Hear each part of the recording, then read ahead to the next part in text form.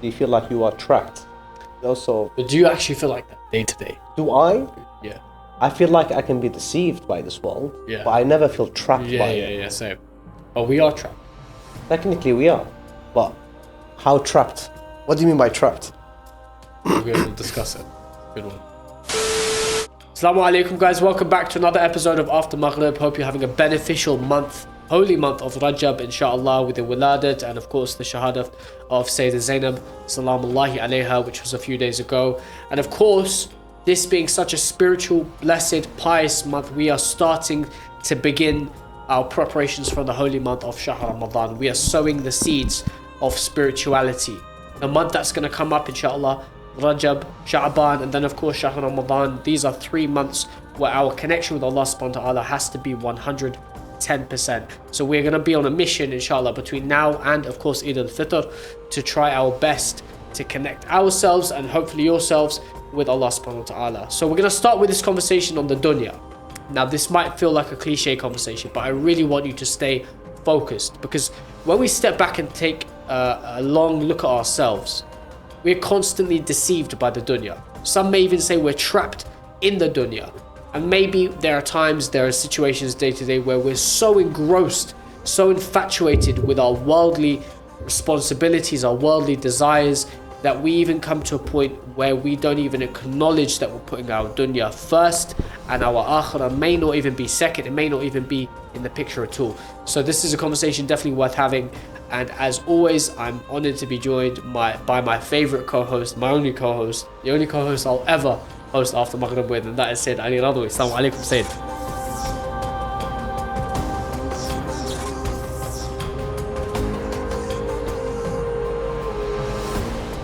Alaikum assalam wa rahmatullah. You're gonna hold me to that one day.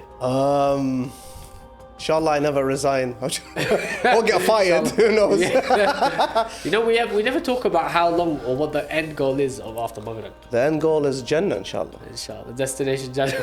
Well, it starts here, this temporary world, and inshallah, we continue to the hereafter. Inshallah. Which, So, inshallah, if Allah gives us 100-year lives each, inshallah, yeah, that means we're gonna do After Maghrib each week until then. We've got another like 3,000 to go. You can't say no. You don't know. Yeah. You really don't know. Allahu alam. Allahu alam. Yeah. Everything is in Allah's hands, Honestly. and inshallah, we work to please Him in this world. It's hard work, you know. People ask, is it hard filming every week? It is hard filming every week because we have to put things aside, we have to make provisions, we have to schedule and all of that. You know, and there comes that point where I was like, oh, what are we doing it for? Because it's very easy to get caught up in like just the scheduling and the production of it. Do you know what I mean? Where we're just producing content for the sake of it. We always have this conversation behind the scenes. Do you know what I mean? But then we think about the big picture. It's like, no, we're doing this for a reason, to serve Ahlulbayt and Muslim, serve Allah subhanahu wa ta'ala. And we've got, alhamdulillah, a community with us who are part of the journey. So it's, you know, we have to keep reminding ourselves what it. Well, alhamdulillah, so long as that goal exists and the intention remains, inshallah, sincere, Yeah. we can, inshallah, hit the 7 heavens. God willing. God willing. Inshallah. I have a question. Go on. I know you've had a very busy week prior, especially this week as well. Yeah. And there's rumors that you've shut down the internet. Like, I don't know what's happening, but Come on, bro. I hope you're not creating fitna out there. Nah, never that. Just trying to serve, trying to do my thing. Alhamdulillah. Yeah, I don't even know what to say. Yeah. There's nothing to say. There's nothing to say. Yeah. Maybe I shouldn't have shared on the podcast. Those who don't know. Yeah. Yeah, no, alhamdulillah. If you know, you know. We've been planning this conversation for a while, Sayyid. We had an amazing conversation last week with Sayyid Muhammad Hassan. And talking about Amir al-Mu'mineen, we talked about the way we want to emulate his life and just not even just emulate him, but, you know, be, inshallah, comparable to the servants of Amir al-Mu'mineen, as you say, a lot. And you know, that's our goal, inshallah, to be amongst them. So I wanted to just start, with your permission, with something I found earlier today. Permission denied. Granted. From none other than Nahj al-Balagha, the peak of eloquence, which we have so many gems from. Bismillah ar-Rahman ar-Rahim. Amir al-Mu'mineen alayhi salam says, remember that this world that you covet so ardently and attempt to acquire so earnestly, and sometimes which annoys you and sometimes pleases you so much, is neither your home nor is it a permanent destination.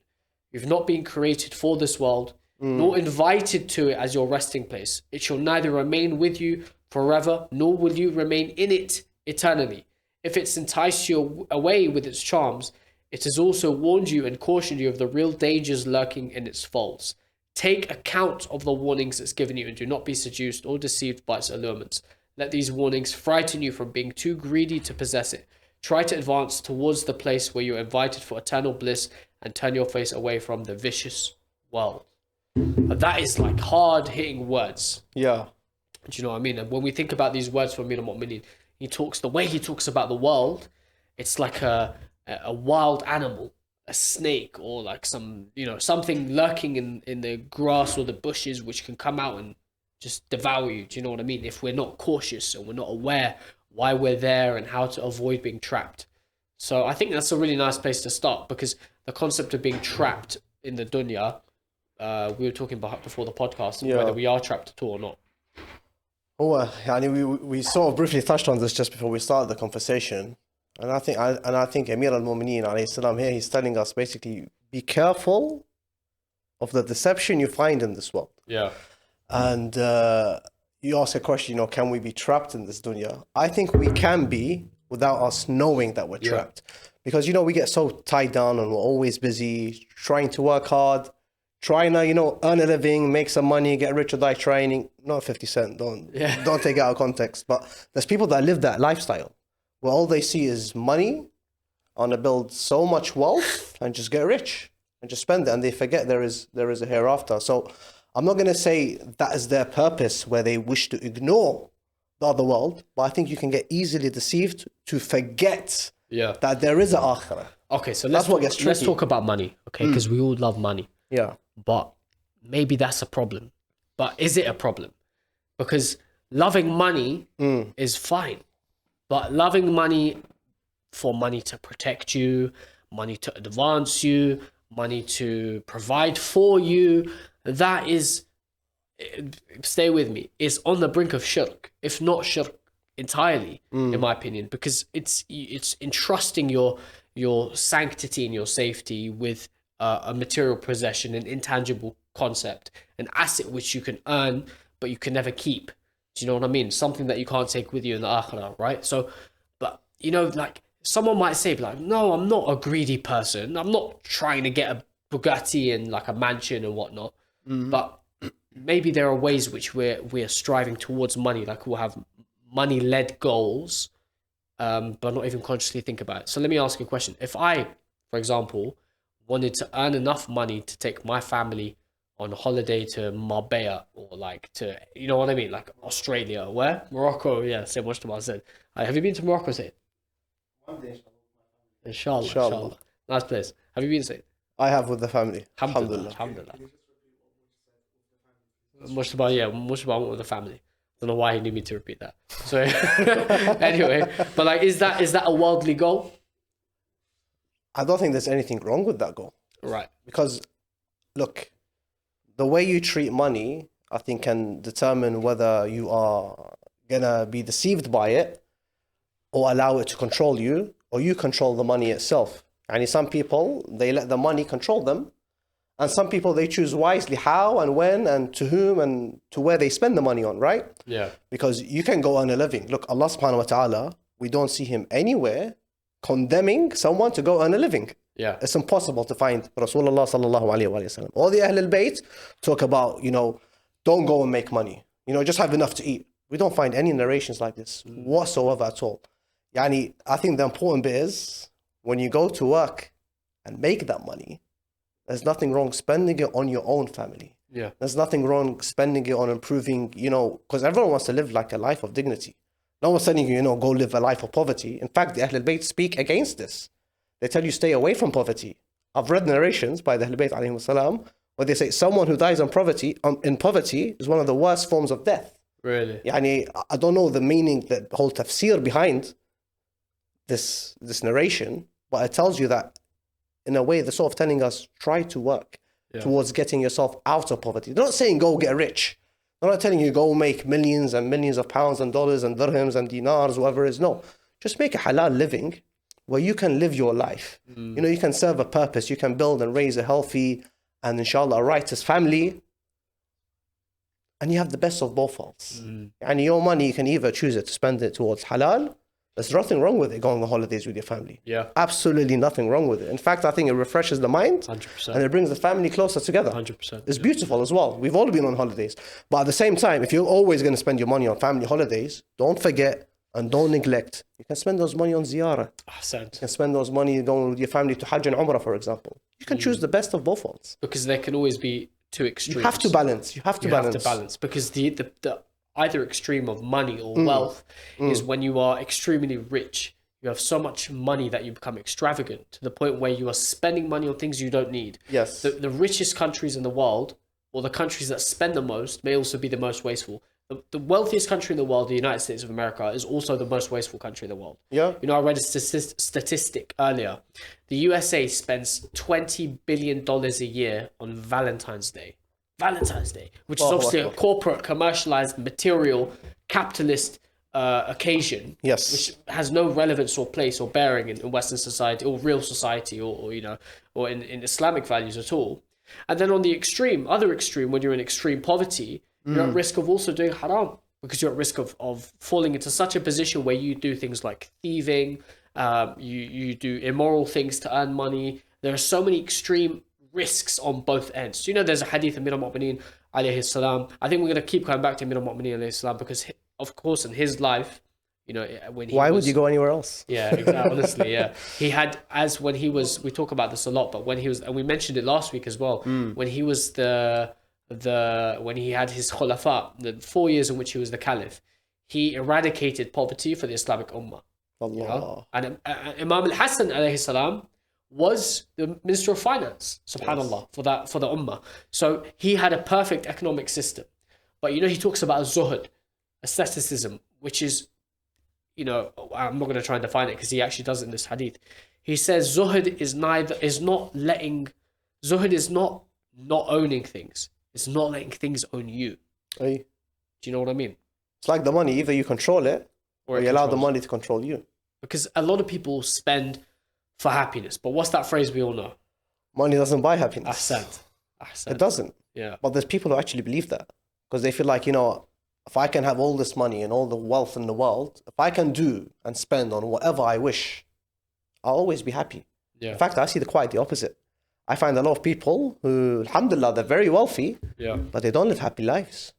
They have miserable lives. Because the more money you have, I genuinely believe the more responsibility you have. And then you don't know where to spend it. How do you spend it? And sometimes you have so much money, you forget there's people out there who need some money. Yeah. I remember, if we're talking about us being Muslim here, you know, what are we doing with this money? Are we paying zakat? Are we giving charity? Or are we just keeping it all for ourselves? And there's men out there, by the way, who go out to work and make millions. Wallahi, they don't even give their money to their family. Yeah, they don't even spend it on their spouse, even on their children, just for themselves. Yeah. Bro, it's crazy. It is, yeah. It's madness. I was speaking of I completely forgot I was going to mention a point.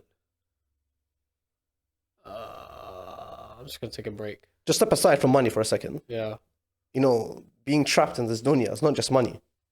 I think society traps you because you can be, I don't know, living, whether you are in Denmark, whether you're in the UK, whether you're in the US, I'm going to say in the Western world, the Western society, it traps you into thinking there is only one way and like one goal and one direction you must take to be successful in this life.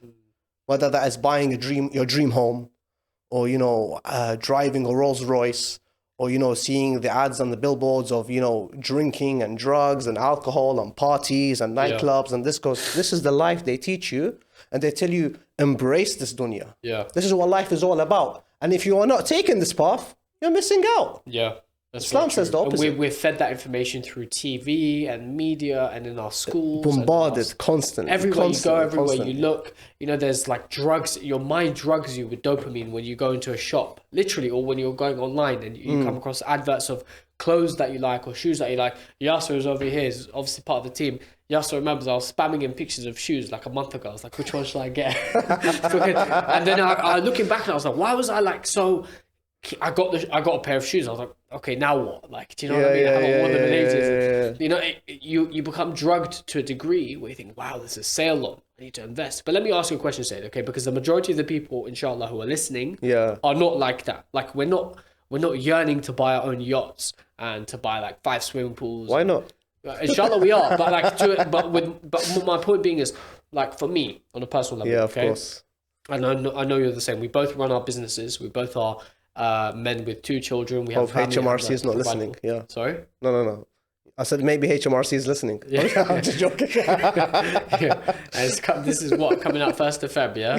Oh my God, it's day after tax day. So anyway, look, the majority of us are yearning to earn a living, but our end goal is comfort. So for me personally, I might say, I want to earn to the point where I'm comfortable, I can spend more time with my family, and I can put more money towards the community. I might have more time to go for Jamaat prayers at the mosque, whatever it might be. Do you see what I mean?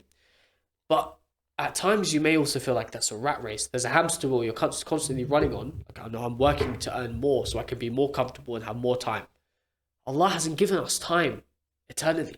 Yeah. Like, you know, there's no guarantee that we will live to the point where we become comfortable enough, that we've earned enough to feel comfortable to spend more time with our family. I have a great friend of mine who, I told you this on the phone earlier, he had a job offer.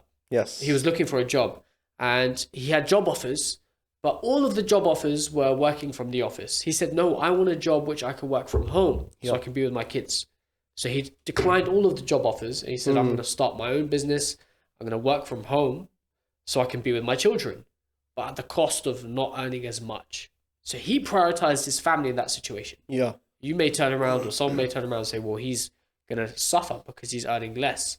But it comes down to how we value things. And the key question is, how do we value things? Because the majority of us aren't looking to become extravagant. So your friend here, he's basically understood that money does not buy you happiness. Ahsan, yeah. Yeah, if you can use him as an example, I think he found the greatest balance of being a father and being a husband and a family man. Yani if you want to live, make a halal earning, you know, bring that income home, spend it on your family, on your food, on the clothes, whether you go out, I don't know, maybe some tuition classes, some sports classes, whatever you do with your kids, whatever it is, yeah?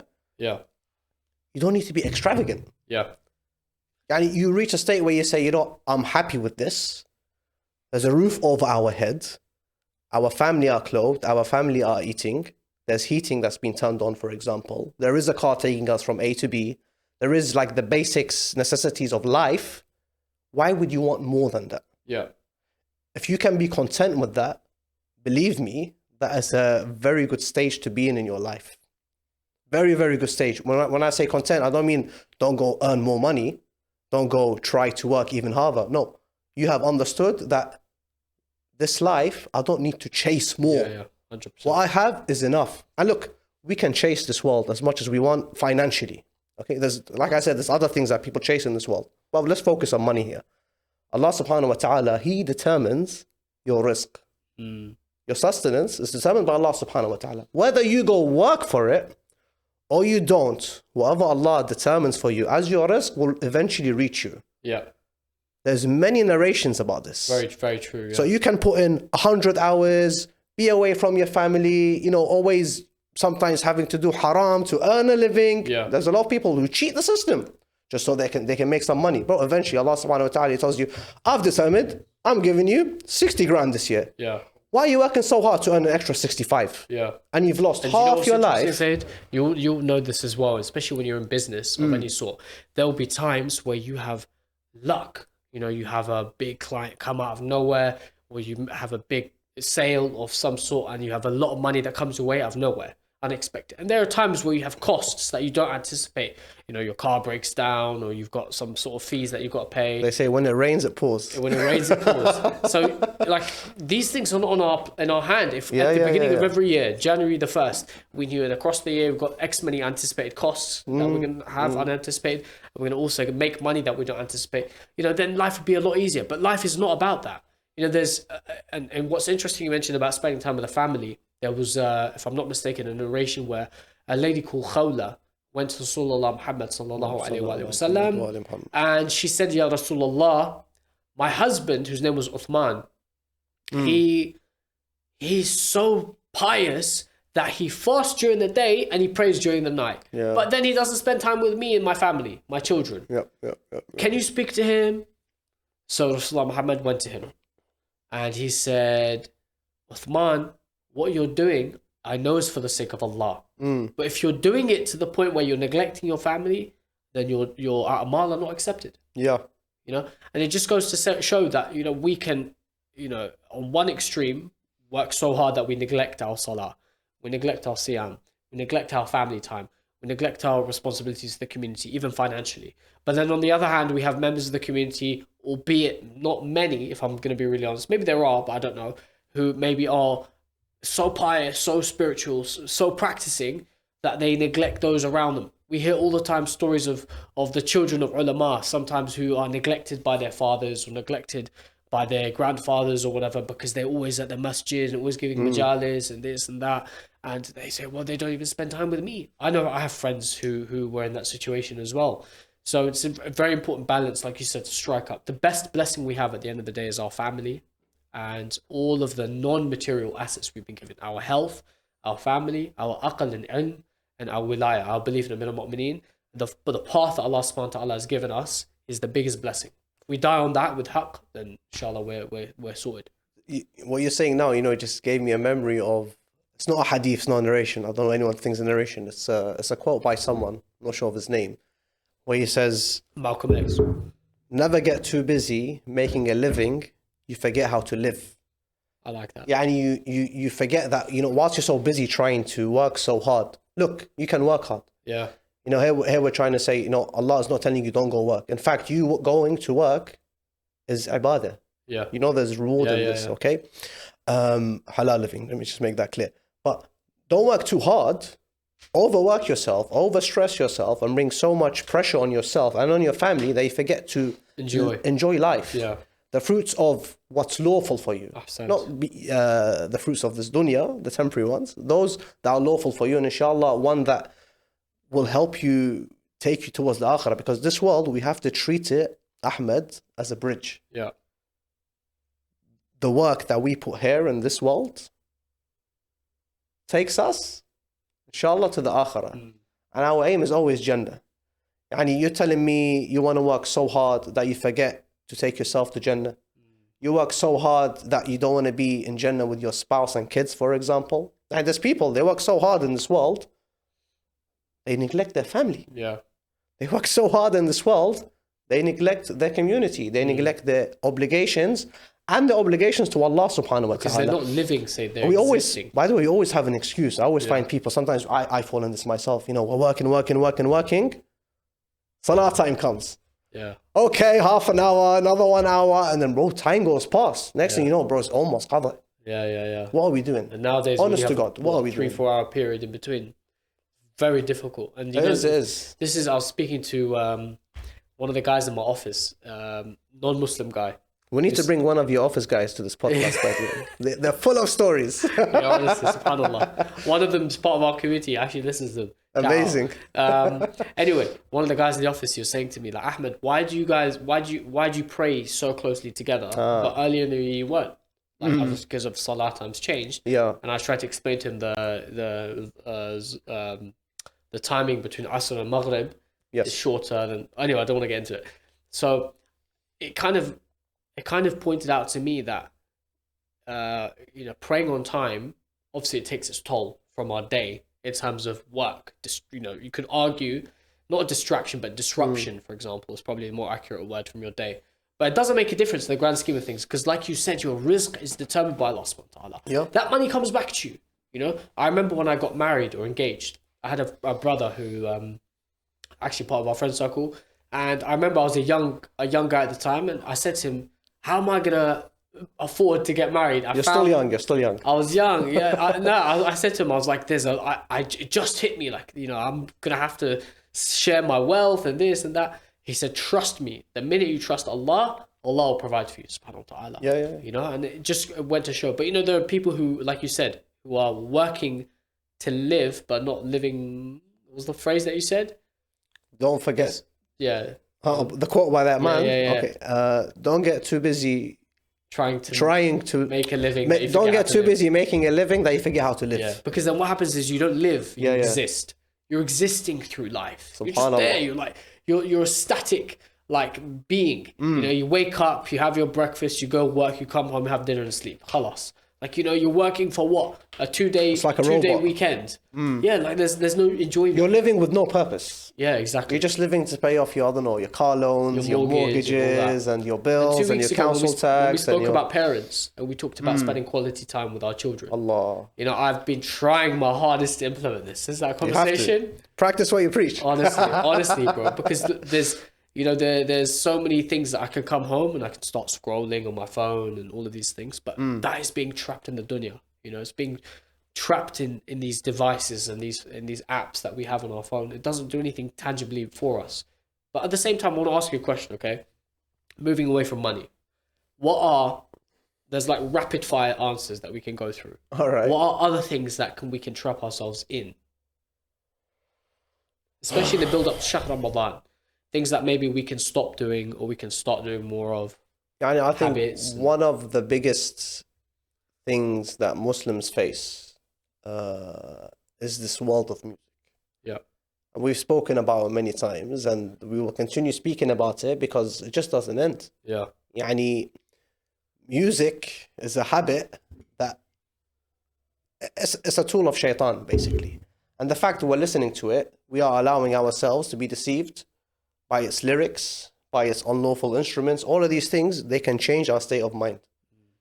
Sometimes you can hear certain instruments and music, it can change your mood. Yes, 100%. It can elevate you, it can depress you, it can make you think about negative moments, it can make you remember the greatest of moments. It plays with you. And then I don't know what Sayyid Muslim said in the background. Don't know who that person is. but music is truly harmful. And then forget the instruments now. Now come to the lyrics. If you are constantly listening to this, so I can't mention lyrics here on the podcast, but there's certain things out there in this world. All they talk about is let's go smoke the drugs, let's go drink the alcohol, you know, let's go party with the girls. It's all about haram. Listen to Sayed Ali Radhawi instead. No. We have better alternatives. Habibi, we have Quran and supplications. We have, ad'iyah, we have ziyarat, we have latmiyat, we have anashid. We have the best of everything. Yeah. And you're telling me when you don't listen to these Islamic recitations, your heart and mind doesn't find any ease? No, subhanAllah. Your heart and mind doesn't find any peace? Bro, wallah, it can take you closer to Allah. Yeah. The moment you turn off music and stop listening to the harmful BS that comes out from the sound waves, bro, you're going to realize there is more purpose in this world than what you have given it. Yeah. And that's aiming for the next, the Akhirah. Ahsan. That's one habit, I would say. If we're here in the month of Rajab, we're trying to improve ourselves leading up to Ramadan. The problem is Ramadan's going to come. Everyone's going to cut off music, صح? Yeah. Eid comes, everyone turns it back on. What is the point? And the worst thing is turning back on because it's Eid. In certain cultures, when it's Eid day, you have an Eid party. In some occasions, you have parties. They're dancing. Huh? It's all basically drumming and dancing. Is what I'm trying to say. Yeah. You have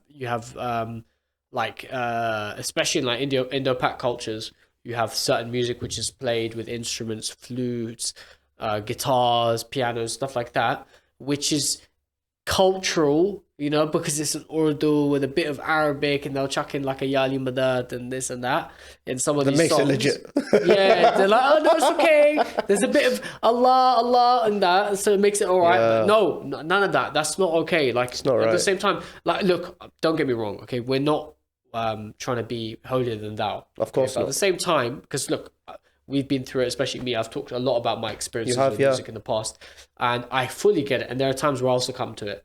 And there's others who will feel the same way, I'm sure. But at the end of the day, music is a disease of the heart. It's a spiritual disease. And the same way we can talk about many other spiritual diseases. And all of these diseases, in the build-up to Shahr Ramadan, we should be looking to cleanse the diseases of the heart, the mind, and the soul.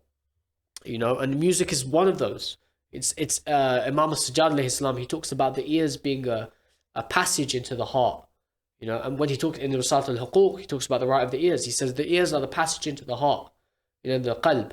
And it's not a biological statement. It's more so saying that your ears is what will affect your nafs, your ruh, you know, and listening to the goodness of this dunya is what will take you to akhirah. Not listening to the filth of the dunya. No, it's right. It's right. And I want to ask you the same thing. But just before I do, I want to mention something, and then we'll come back to this habits and how we can improve. Let's say being in the month of Rajab, we have a narration by Imam al-Baqir alayhi salam. Allahumma salli ala Muhammad wa ali Muhammad. We're going back to being in this dunya, trying to find the balance. Imam al-Baqir alayhi salam, look, he says, the one who forsakes this world for the hereafter, or the one who forsakes the hereafter for this world, is not from us. Really? Subhanallah. What is he saying? Balance. Here, your Imam is telling you, and remember, when Ahlulbayt speak, this is Rasulullah talking. When Rasulullah is talking, sallallahu alayhi wa sallam, is coming from Allah. And these are all, you know, divine people chosen by God. When they speak, it's hujjah for us. They're telling you basically, don't neglect this world because you're just chasing the hereafter. And don't chase the hereafter that you neglect this world. They're telling you, use this world to your advantage. To take you to the next. Yani take from this world what you need. And it just reminds me of a point we had with Ahmed Sadiq. We had during the month of Ramadan. Where he said something very similar. It was Muharram. He was like, take from this world what you need. Allah subhanahu wa ta'ala is not telling you don't enjoy the pleasures of this dunya. But enjoy them correctly and what's lawful to you. No one's telling you don't go drive a Rolls Royce. If you can afford it, you've paid off all your obligations, go drive a Rolls Royce. Who cares? As long as you're not, you know, neglecting everything else. But anyway, back to our point when it comes to the month of Rajab and trying to improve towards the month of Ramadan. Now I want to ask you. You've been asking me all the questions. I've mentioned music as one example. What is another example that I can learn to improve on, and maybe everyone else listening? This wouldn't apply to you, but before the podcast, we talked about relationships, talking to the opposite gender, talking unlawfully to those. Why would you say it doesn't apply? Say you're married. So I'm talking about those who are speaking to non-mahram. Do you know what I'm saying? People who are married will have conversations with but not you. Inshallah, not you. I'm talking about people who will fall into this trap, and it can be anyone. Okay, so I'm talking about liking pictures of the opposite gender, liking stories, replying on DMs, the second look, you know, even the first look is not ideal, but you know what I mean. So going past the point of what is necessary. The first look is not ideal, what's lawful for you. It's lawful, yeah. But like even when you know, don't extend the look and you know that kind of thing. But my point being is lower that gaze, brothers. Lower the gaze, yeah. and for the sisters as well, and the Holy Quran tells us, you know, that for the sisters, make sure you preserve your modesty, and for the brothers to lower the gaze. And that's an important and incumbent and a necessary instruction that Allah subhanahu wa ta'ala has given us, especially in the build up to Shahr Ramadan. And there are times when in Shahr Ramadan, of course, you're restricted from doing so many things. One of those is the fasting of the eyes, making sure that you're not looking at something you shouldn't be looking at. So that could be looking at someone walking in the street. It could be watching something on TV, which is not beneficial to you. It could be something on your phone. It could be anything. But the point being, and it could even be time wasting, like, you know, playing games on your PS5 or on your phone or whatever. But the point being is that you're not using your eyes in an inappropriate manner, specifically when it comes to the opposite gender, because that does not help you, doesn't help your heart or your soul. I also want to mention something we talked about, especially what you mentioned about taking from this world. I agree with that. I fully and wholeheartedly agree with that. There are studies which have been shown that when it comes to food in particular, they did an experiment kind of, or a case study on people who were given a choice of 10 different delicious meals versus people who were given 2 options only. And they asked them to eat as much as they want, have as much food as they want, and after to rank their satisfaction and happiness. Those who had an option of 10 different plates, 10 different meal options, were less satisfied than those who had 2. I don't know if you felt the same way. I always have this thing when I go to a buffet, I'm like, I'll try this, and this. I'll try a bit of everything. By the end of it, I'm like, it tastes really good, but I don't feel content. In fact, it happened to be last week, subhanAllah. I was at a wedding. It was like amazing, mashallah, Iraqi food. I had a bit of everything. By the end of it, I got home, I was like, I don't know why I feel hungry or I feel, do you know what I mean? You don't feel content or satisfied. The problem is you ate with your eyes. Yes, yeah. You eat with your eyes. And, you know, that's Islam has guidance on everything. There's moderation in everything. And when it comes to food, it's the same thing. We shouldn't overindulge to the point where we eat away our faith. You know, speaking about food, I think one day we should have a conversation about the etiquettes of eating. Yeah, you know, there's so much from the Sunnah of Rasulullah Muhammad sallallahu alaihi wasallam, just when it comes to eating. But that's a separate conversation. That's such a good idea. But you know, here we are, you know, approaching, inshallah, not too far away from the month of Ramadan. A lot of us will be abstaining from eating because we're fasting. Yeah, food is a big thing. Yeah, a very, very big thing. But you know, we can start that from now. Like, I had a lecture in a couple of weeks ago around the time of Fatima Jawad alayhi salam, and there was the speaker mentioned about fasting in the month of Rajab. And talk specifically about using the month of Rajab to do a minimum of 3 fasts. This is to guarantee you paradise. Yeah. Okay, paradise is great. Yeah, like, inshallah, we pray for paradise. But the idea being is that you're also preparing yourself. I know this narration. Can I share it? Go on, it's by Imam Ja'far al-Sadiq alayhi salam. And you were so lucky to have Imam Ja'far al-Sadiq. Every time we read, Qala al-Sadiq, Qala al-Sadiq. It's amazing. Yeah. He's a beautiful treasure. Amazing treasure box for us. And he goes, in the month of Rajab, and this is how significant Rajab is in the eyes of Allah subhanahu wa ta'ala. He goes, the one who fasts only one fast during the month of Rajab, what happens to him? The distance of hellfire, yani Jahannam and him, there exists a distance of 100 years of walking. Wow. Yani you're walking for 100 years, the hellfire is going to be that distant from you. That's just fasting one night. Wow. 3 nights, what happens? The Imam says, the one who fasts 3 nights during the month of Rajab, the doors of heavens become wajib upon him. Yeah. Yani, so inshallah, we do enter paradise. Inshallah. But imagine just having the glimpse or the scent of Jannah. Yeah. That's amazing. Yeah. That's like, inshallah, a dream come true. Yeah. Destination. Inshallah. Our destination.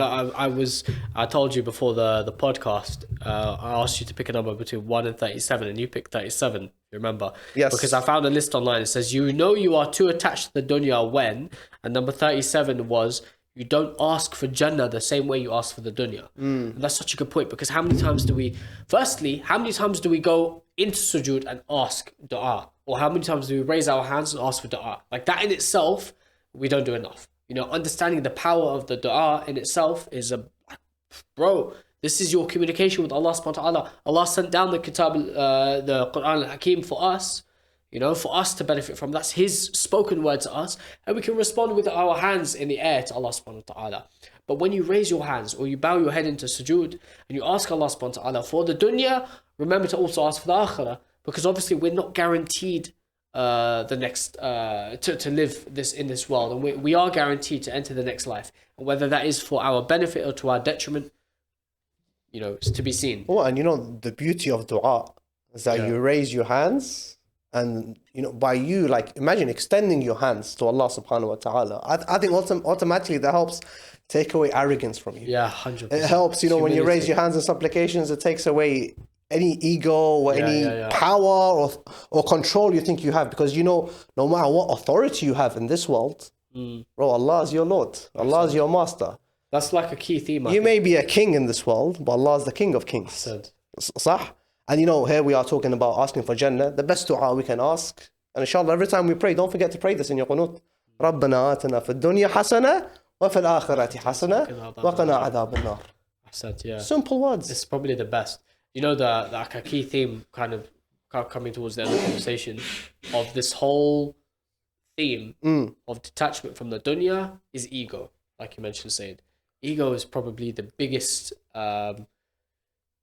banana peel on the floor, if you want to call it that metaphorically. It's something so easy for us to slip up on. Yeah. You know? And we hear the hadith is the ego is like that of a black ant on a black rock in a black night.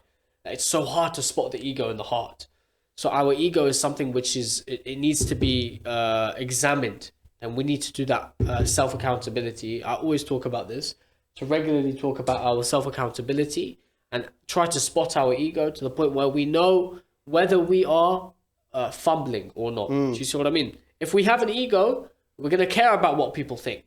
I have an ego. What car am I driving? This guy might think I'm driving an old car. I'm better than I need you. to get a private number plate. Yeah, which I have my views on. I've had one before. Said I'm not judging, but like there are people who get a private number plate purely for the sake of I don't want someone to know how many years old my car is. Allahu Akbar. You know, why spend £3,000 on a number plate so random guy doesn't know who doesn't know you, doesn't think you have an old car.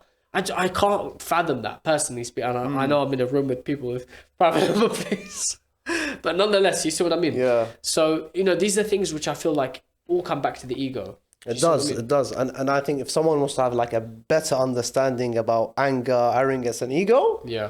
we have an amazing podcast with brother Yasser, MashaAllah. who actually joined us on a conversation, and wallah, you know, it made us understand why shaitan became shaitan. Yeah.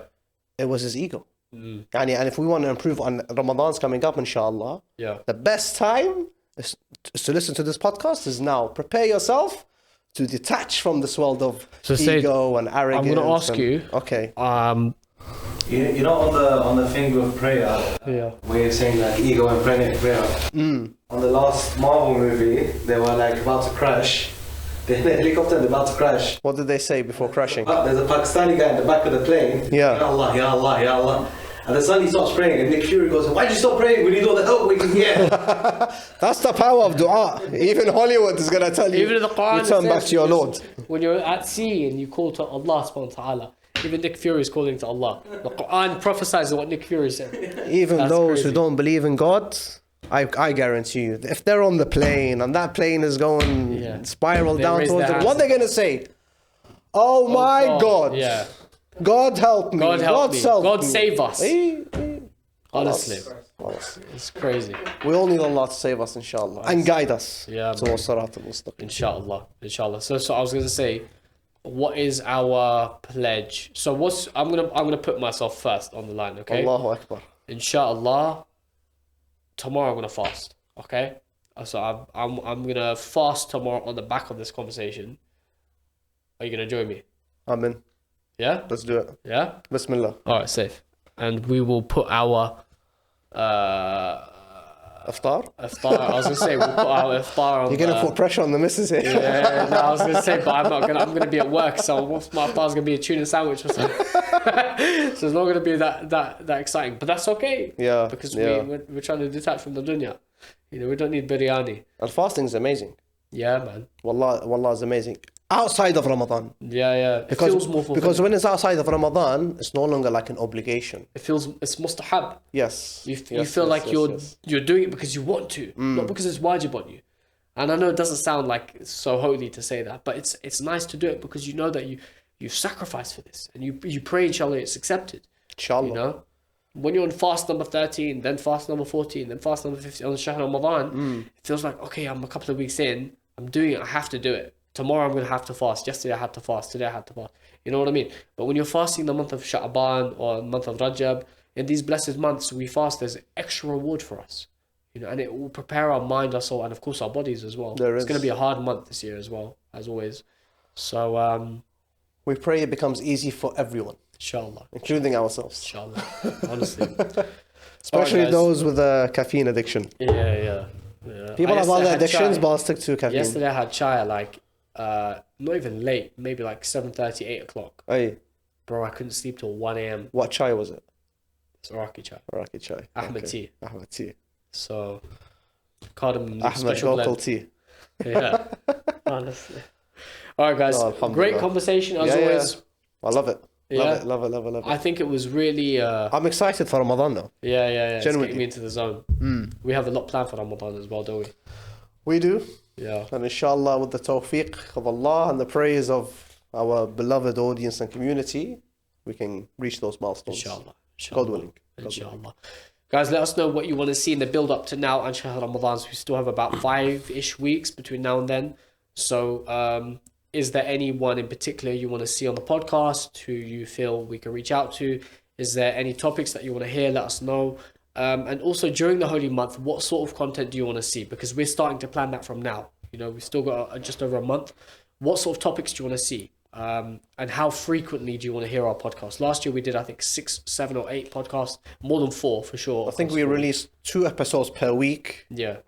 rather than 1 a week. Yeah. So we done an extra 3 or 4 episodes. Yes. Yeah, you're right. Yeah. So it was nearly. Which was good, by the way. It was really nice. Because I felt like we made the most of the month. And we had some amazing speakers. And the topics we chose, they were made for the month. Yeah. I couldn't imagine having those conversations outside of Ramadan. So it was good that we did. We also did a lot of great conversations in the build up to Shahr Ramadan. Yes. Obviously last year, guys, if you're listening, we had some really good conversations before Ramadan. We had Sister Gul Zahra at the beginning of Shahr Ramadan. We talked about making the most of it. I remember we had Brother Imran Datu on for 15th Sha'ban. We talked about connecting with Imam al-Mahdi prior to Shahr Ramadan. Like, these are all conversations which are timeless, albeit last year with a different studio and all of that. But, you know, make sure you check it out. Let us know in the comments what you want to see coming up. Yeah. Keep us in your du'as. Keep us in the And inshallah we do the same. Just remember, just make the intention to get out of this trapment of being in the dunya. Allah loves you more than your family. Allah loves you more than your own parents, and He's closer to you than your jugular vein. All you have to do is make that intention, make some dua. Ya Allah, make it easy for me.